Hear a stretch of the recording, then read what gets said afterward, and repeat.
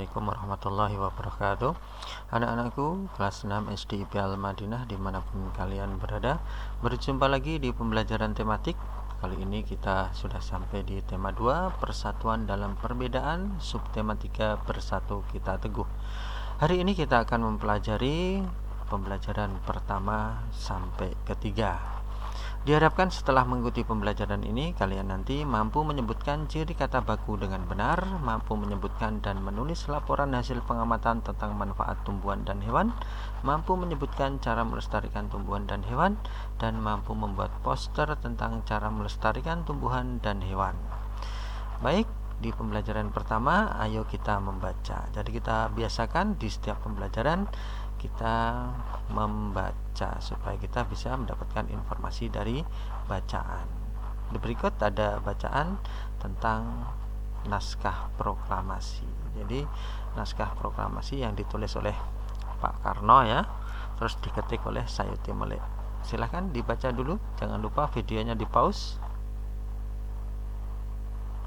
Barakallahu fiik. Setelah selesai membaca, kita lanjutkan pembahasan kita. Ayo mengamati. Nah, sekarang coba kalian amati kata-kata dalam teks proklamasi di bawah ini. Apakah kata-kata yang digunakan adalah kata-kata baku? Ini adalah teks proklamasi yang ditulis tangan oleh Pak Karno ya.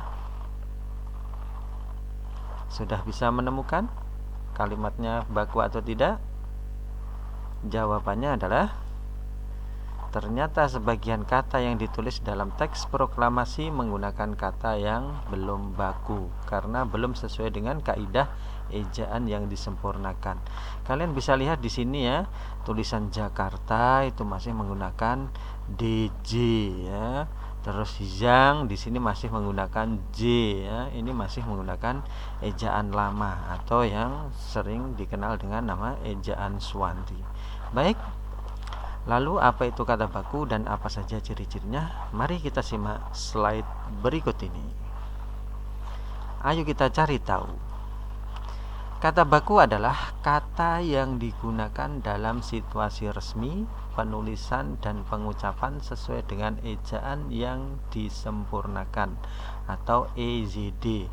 Ya, mengenai kata baku ini bisa kalian cari nanti di KBBI atau Kamus Besar Bahasa Indonesia.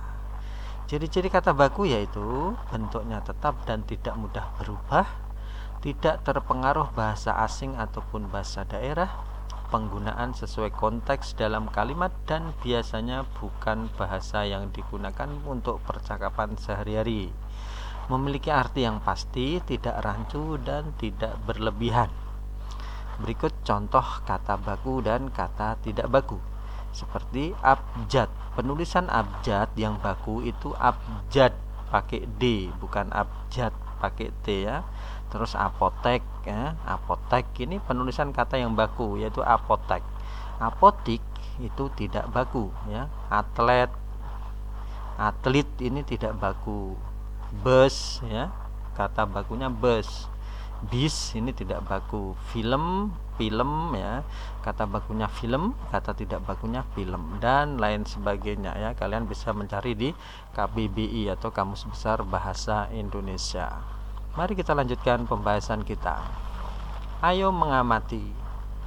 Tanaman sangat berguna bagi kehidupan manusia, salah satunya untuk membersihkan udara. Banyak penduduk Indonesia memanfaatkan tanaman sebagai pagar ya. Salah satu contohnya yaitu tanaman beluntas ya. Tanaman ini tumbuh seperti semak-semak ya, bercabang banyak, berusuk halus dan berbulu banyak.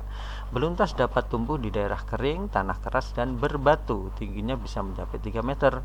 Dengan habitat dan ciri fisiknya tersebut, beluntas banyak dimanfaatkan penduduk Indonesia untuk pagar hidup. Ini tanaman. Selain tanaman, ternyata hewan juga punya kegunaan untuk kehidupan manusia. Nah, salah satunya yaitu keong sawah atau tutut hidup di perairan dangkal yang berdasar lumpur. Ya, keong sawah banyak hidup di sawah, rawa-rawa, pinggir danau, dan pinggir sungai kecil. Keong sawah berguna untuk membersihkan lumut di kolam ikan. Keong membersihkan lumut atau rumput yang biasa tumbuh mengambang di atas pasir. Nah, setelah mempelajari beberapa tumbuhan dan hewan serta manfaatnya, sekarang kita lihat beberapa informasi mengenai manfaat hewan bagi manusia. Salah satunya yaitu penghasil bahan pangan, penghasil sandang, penghasil bahan kerajinan, penghasil pupuk organik, dan penghasil tenaga. Selain 5 ini masih ada lagi yang lain loh ya, silahkan nanti bisa dicari. Kemudian manfaat tumbuhan bagi manusia dan lingkungan yaitu sebagai bahan makanan, bahan sandang, bahan obat, bahan bangunan, bahan baku industri, bahan pewarna alami untuk menjaga kualitas air, dan masih banyak lagi manfaatnya. Bisa kalian explore sendiri ya. Sekarang saatnya kita berlatih. Sekarang tugas kalian, amatilah hewan dan tumbuhan di sekitar rumahmu, kemudian catatlah habitat hewan dan tumbuhan serta manfaatnya ya. Silahkan cari satu hewan, satu tumbuhan saja, tidak usah banyak-banyak. Setelah kalian isi data ini, kemudian silahkan dilaporkan ke ustadz ustadzah pengampu di kelas kalian masing-masing.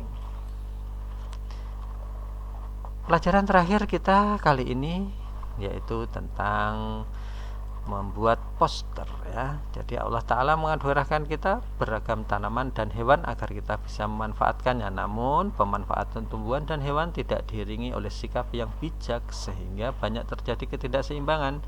Nah, sebagai warga negara yang baik, kita perlu bersatu melestarikan hewan dan tumbuhan agar manusia dapat hidup sejahtera. Tugas kalian sekarang, pilih satu tumbuhan yang menurutmu perlu dilestarikan. Buatlah poster untuk mengajak seluruh warga sekolah supaya tergerak hatinya melestarikan tumbuhan tadi. Kamu bisa mempelajari poster berikut ini. Jadi jangan lupa ya, kalimat ajakan serta gambarnya harus menarik dan jelas. Untuk pengumpulan tugas poster tidak harus hari ini, karena untuk tugas poster ini tugas non terstruktur atau tidak terstruktur. Bisa kalian kumpulkan maksimal 1 pekan setelah pelajaran ini diberikan. Baik, barakallahu fiik. Kita cukupkan sampai di sini pelajaran kita hari ini.